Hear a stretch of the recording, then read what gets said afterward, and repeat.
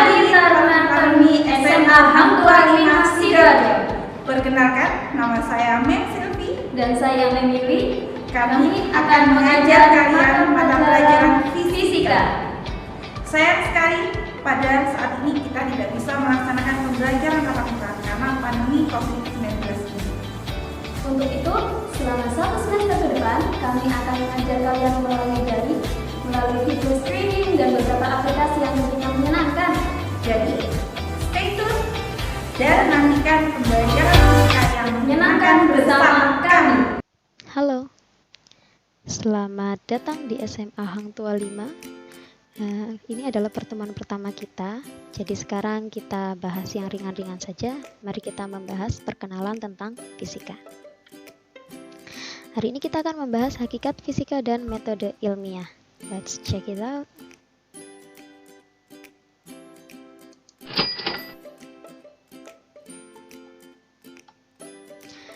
Mungkin banyak dari kalian bertanya-tanya karena sebelumnya kan tidak ada fisika, adanya IPA. Apa sih fisika itu?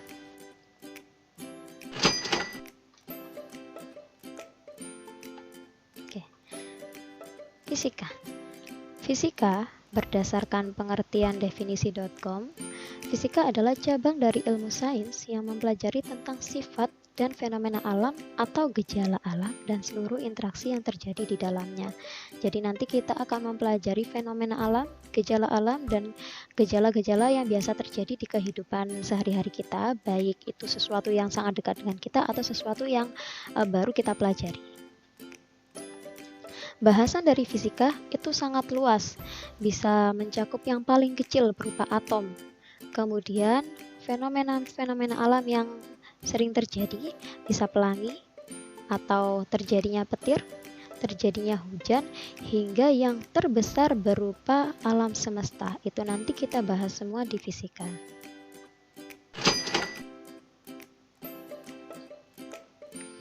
Kompetensi dasar untuk bab ini adalah menjelaskan hakikat ilmu fisika dan perannya dalam kehidupan, metode ilmiah, keselamatan kerja di laboratorium, dan juga membuat prosedur kerja ilmiah dan keselamatan kerja, misalnya pada pengukuran kalor.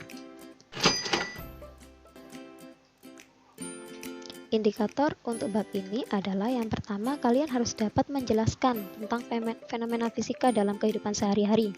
Yang kedua, dapat menganalisis prosedur ilmiah dalam percobaan terkait fenomena fisika.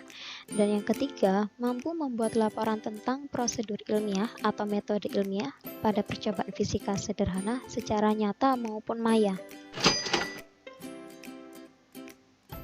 Bahasan kita nanti terbagi menjadi 3, ada hakikat fisika, ada fenomena alam, dan ada prosedur ilmiah. Yang pertama, hakikat fisika.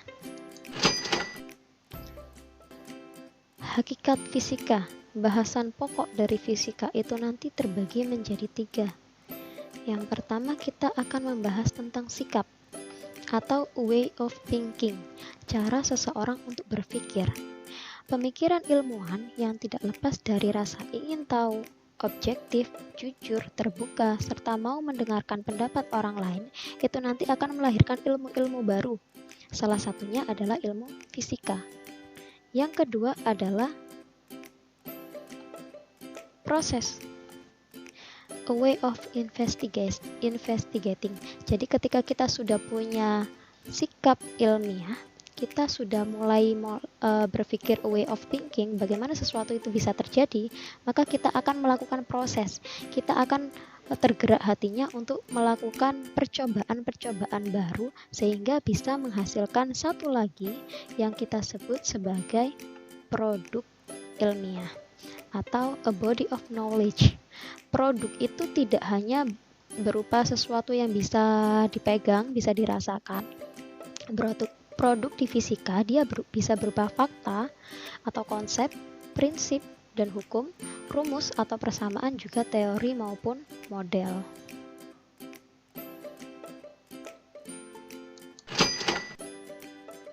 Fenomena alam. Untuk fenomena alam, mari kita bahas di video berikut.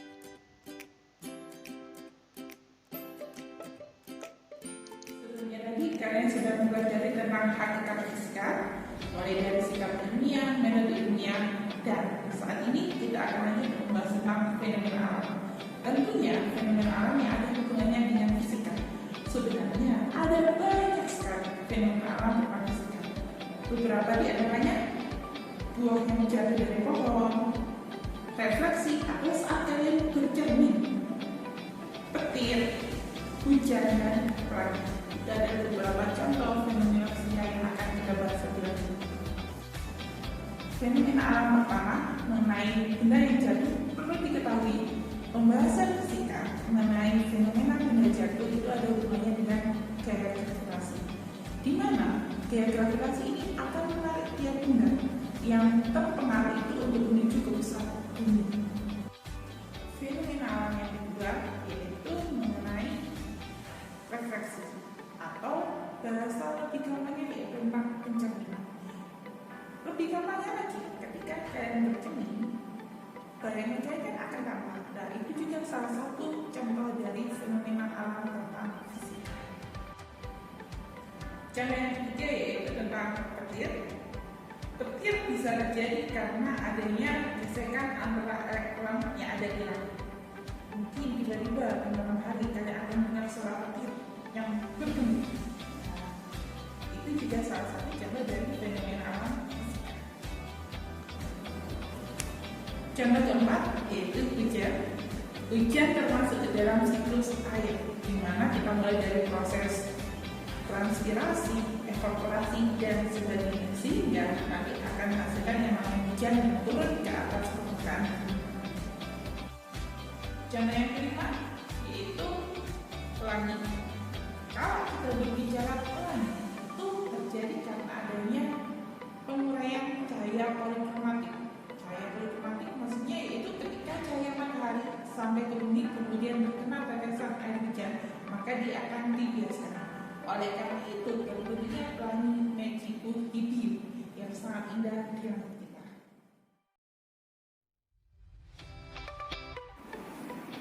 Halo anak-anak, pada kesempatan kali ini kita akan melakukan Percobaan sederhana dengan menggunakan metode ilmiah. Stay tune, perhatikan dengan baik-baik, dan coba laksanakan di rumah. hal pertama yang harus kita lakukan untuk melakukan percobaan adalah menentukan tujuan dalam percobaan ini. Berikut adalah tujuan percobaan hari ini. Dalam metode ilmiah yang perlu kita lakukan yaitu menentukan variabel percobaan. Ada 3 jenis variabel percobaan yang perlu kalian ketahui. Yang pertama, variabel kontrol yang nilainya kita usahakan tetap. Nomor 2, variabel manipulasi yang nilainya kita ubah-ubah selama percobaan. Dan yang ketiga yaitu variabel respon, yaitu yang hasilnya ingin kita peroleh. Sekarang kita masuk ke langkah ketiga, yaitu menyusun hipotesis. Hipotesis adalah dugaan sementara dalam percobaan. Berikut adalah hipotesisnya. Setelah mengetahui alat dan bahan yang dibutuhkan, kalian harus menyusun langkah percobaan, kemudian baru melakukan percobaan. Oke, mari kita lakukan bersama-sama. Yang pertama, kaitkan tali dengan beban. Beban ini kalian kalau tidak punya beban gantung bisa menggunakan apapun, baik batu atau bola bekel atau apapun, yang penting dia bisa menjadi pemberat.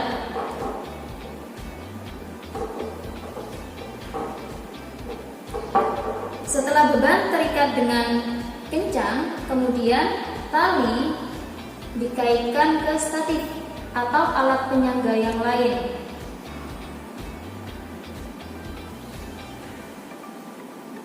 Setelah yakin kaitannya sudah kuat, kemudian ban ini kita simpangkan.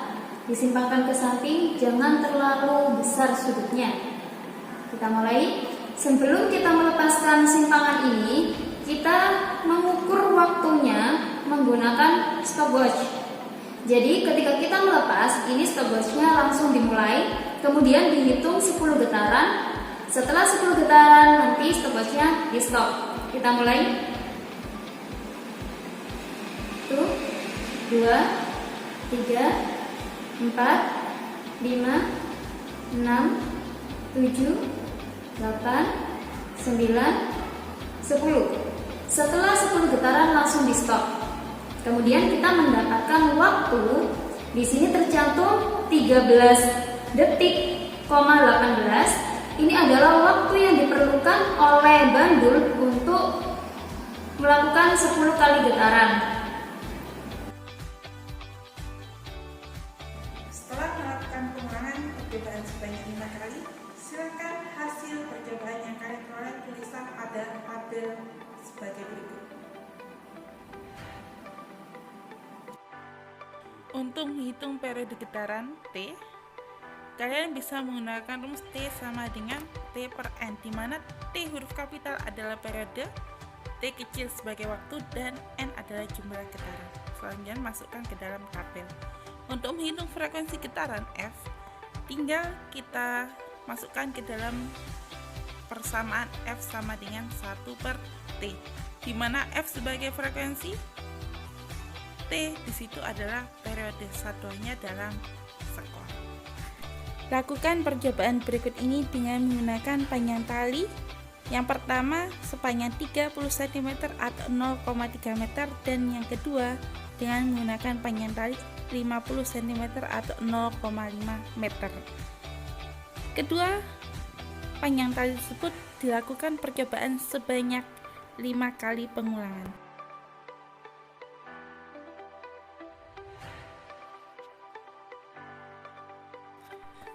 Pada analisis data, silakan jawablah pertanyaan-pertanyaan berikut.